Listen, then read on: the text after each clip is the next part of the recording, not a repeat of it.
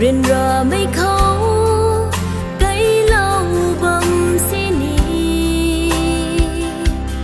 ra buông rơi riêng lâu cả gần thơ mà cùng đang thuê lá ghé